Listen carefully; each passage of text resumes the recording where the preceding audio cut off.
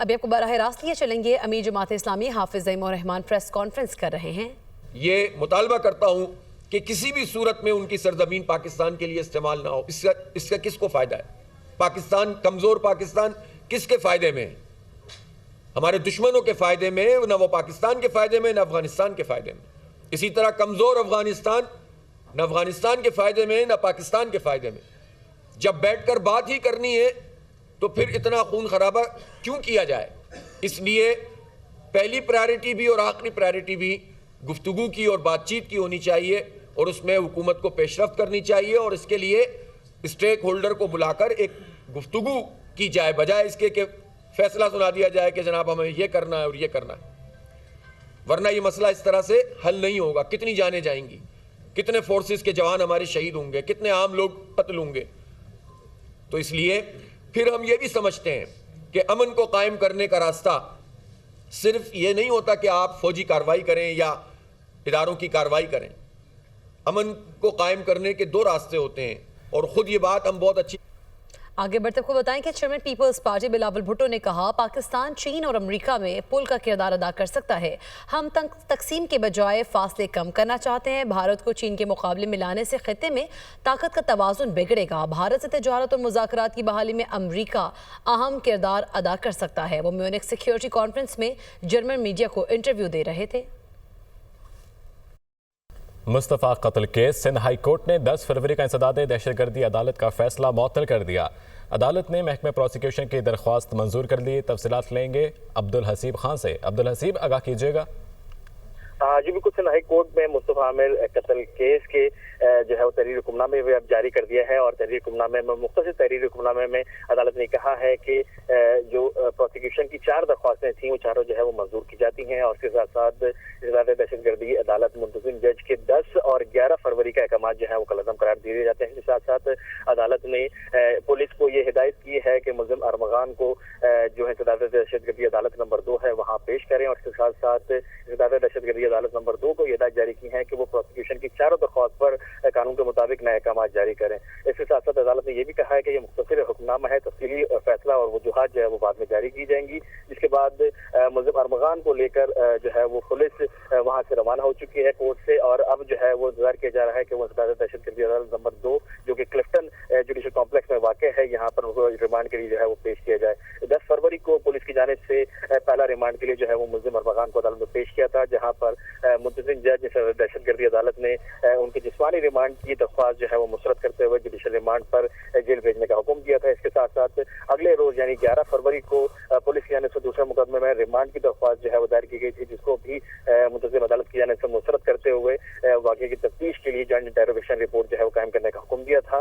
Prosecution نے انسداد دہشت گردی عدالت کے اس فیصلے کو جو ہے وہ سندھ ہائی کورٹ میں کرمنل ریویژن اپیل کے ذریعے جو ہے وہ چیلنج کیا تھا، جس پر آج عدالت نے پروسیکیوشن کی 4 درخواستیں منظور کی ہیں، اور تفتیشی افسر کو یہ حکم دیا ہے کہ وہ ملزم ارمغان کو دوبارہ ریمانڈ کے لیے جو ہے وہ انسداد دہشت گردی عدالت نمبر 2 میں جو ہے وہ پیش کریں، جہاں پر ان کی عبدالحسیب، بہت شکریہ آپ کا۔ تحریک انصاف کے رہنما اسد قیصر نے کہا ہے کہ جب آپ ووٹ کو عزت نہیں دیں گے تو ملک نہیں چل سکتا۔ جو قانون سازی ہو رہی ہے وہ عوام کے مفاد میں نہیں، ایسا کوئی قانون نہیں ہونا چاہیے جو انسانی حقوق کے خلاف ہو۔ موجودہ حکومت کے تمام قانون سازی کو واپس کریں گے۔ جب آپ جو ہے نا ووٹ کو عزت نہیں دیں گے تب تک یہ ملک نہیں چل سکے۔ اس وقت جو قانون سازی ہو رہی ہے وہ قانون سازی کسی طور پر عوام کے مفاد میں نہیں ہے، یہ قانون سازی مکمل طور پر عوام کے مفاد کے خلاف ہے۔ جب بھی اللہ نے ہمیں موقع دیا تو انشاءاللہ تعالی وہ جو بھی قانون سازی ہو اس کو ہم واپس کریں گے۔ اور اس وقت جو ہے نا قانون نام کی کوئی چیز نہیں ہے۔ آپ قانون پاس کرتے ہیں اس اسمبلی سے جس کی خود کوئی کریڈیبلٹی نہیں ہے، جو کہ ایک جاری طور پر وجود میں آئی ہے، جس کی وجود خود جو ہے نا وہ کوئی تسلیم نہیں کرتا۔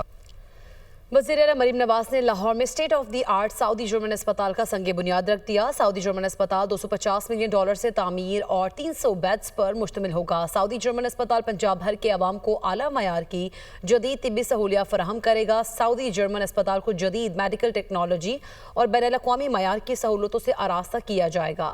سعودی جرمن اسپتال سے نوجوانوں کو روزگار کے نئے مواقع میسر ہوں گے۔ किस के सर सजेगा चैंपियंस ट्रॉफी का ताज? 8 टीमें, 15 मैचेस। कल से होगा मेगा इवेंट का आगाज। इफ्तिताही मैच पाकिस्तान और न्यूजीलैंड के दरमियान कल नेशनल स्टेडियम कराची में होगा।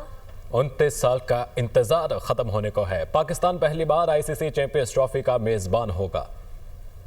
29 साल का इंतजार खत्म होने को पाकिस्तान पहली बार आईसीसी चैंपियंस ट्रॉफी का मेजबान होगा। इस साल के टूर्नामेंट का फॉर्मेट कुछ यूं होगा। 8 टीमों को 2 ग्रुप्स में तकसीम किया गया है। हर टीम पहले मरहले में 3-3 मैच खेलेगी और हर ग्रुप से 2 बेहतरीन टीमें सेमीफाइनल में जगह बनाएंगी। इफ्तिताही मैच कराची के नेशनल स्टेडियम में खेला जाएगा, जहां पाकिस्तान और न्यूजीलैंड की टीमें मद्दे मुकाबिल होंगी। रवायती हरीफ पाकिस्तान और भारत की टीमें 23 फरवरी को दुबई में आमने सामने होंगी। पाकिस्तान अपना तीसरा ग्रुप मैच बांग्लादेश के साथ 27 फरवरी को रावलपिंडी में खेलेगा। चैंपियंस ट्रॉफी का पहला सेमीफाइनल 4 मार्च को यूएई और दूसरा सेमीफाइनल 5 मार्च को लाहौर में होगा। 5 मार्च पहले सेमीफाइनल और 6 मार्च दूसरे सेमीफाइनल के लिए रिजर्व डेज होंगे। चैंपियंस ट्रॉफी का फाइनल 9 मार्च को लाहौर या यूएई में खेला जाएगा। भारत के फाइनल में ना पहुंचने की सूरत में फाइनल 9 मार्च को लाहौर में होगा, जबकि 10 मार्च फाइनल के लिए रिजर्व दिन के तौर पर मुख्तस है।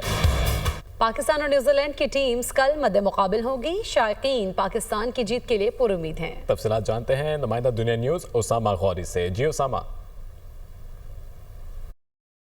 आईसीसी चैंपियंस ट्रॉफी का बाकायदा आगाज़ होने में सिर्फ एक ही रोज़ बाकी है। कल बाकायदा इस बड़े इवेंट का आगाज़ होगा। पाकिस्तान और न्यूजीलैंड की टीमें पहले मैच में मद्दे मुकाबिल होंगी। पूरे पाकिस्तान में इसका जश्न मनाया जा रहा है, क्योंकि 29 साल के तवील इंतज़ार के बाद पाकिस्तान कोई भी आईसीसी का इवेंट होस्ट करने जा रहा है। तो ऐसे में शौकीन क्रिकेट कितने पुरजोश है, कितना एक्साइटेड है। कुछ ख़वातीन शौकीन क्रिकेट भी मेरे साथ मौजूद है। इस हवाले से उनसे बात करते हैं। इंशाल्लाह will win and best of luck to our team and other than that यार बाबर आजम आपसे बहुत उम्मीदें हैं। प्लीज़ हमारी उम्मीदें पर पूरा उतरिएगा। शुक्रिया।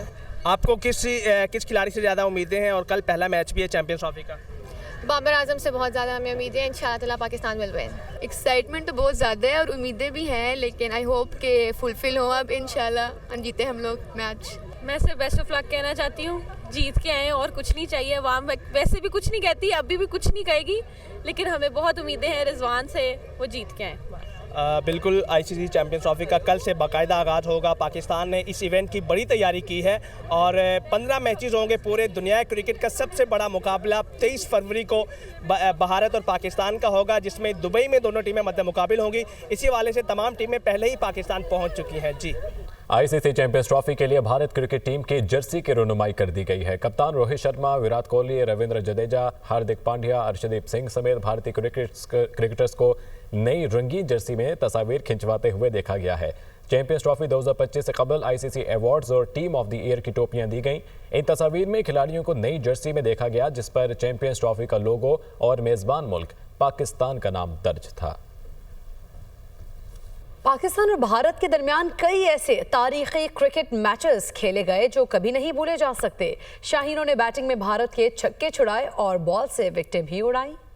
1986 के ऑस्ट्रेलेशिया कप फाइनल में पाकिस्तान और भारत शारजाह के मैदान में आमने सामने आए। आखिरी गेंद पर 4 रन दरकार थे तो जावेद मियांदाद ने वो यादगार छक्का मारा जो हमेशा याद रखा जाएगा। 90 की दहाई में वसीम अकरम और वकार यूनुस ने भारतीय लेजेंड सचिन तेंदुलकर और राहुल द्रविड़ को कई बार आउट किया और पाकिस्तान को शारजाह और ऑस्ट्रेलिया में भारत के खिलाफ फतुहात दिलाई। 1997 में ओपनिंग बल्लेबाज सईद अनवर ने भारत में ही भारतीय टीम पर लाठी चार्ज किया और 194 रन की यादगार इनिंग्स खेलकर उस वक्त का वर्ल्ड रिकॉर्ड कायम किया। 2005 में शाहिद अफरीदी ने भारत में जाकर उनकी खूब धुलाई की और 45 गेंदों पर सेंचुरी बनाकर पाकिस्तान को सीरीज जिताई। 2014 में ढाका के मैदान में शाहिद अफरीदी ने आखिरी ओवर में अश्विन को 2 छक्के लगाकर जावेद मियांदाद के छक्कों की याद ताज़ा कर दी। 2017 में पाकिस्तान और भारत चैंपियन ट्रॉफी के फाइनल में टकराए। बैटिंग में फखर जमान ने खूब छक्के लगाए और पाकिस्तान ने 338 रन का पहाड़ खड़ा कर दिया, जिसके बाद मोहम्मद आमिर ने रोहित शर्मा और विराट कोहली को इस अंदाज में आउट किया कि दोनों बल्लेबाज अब तक नहीं भूले होंगे।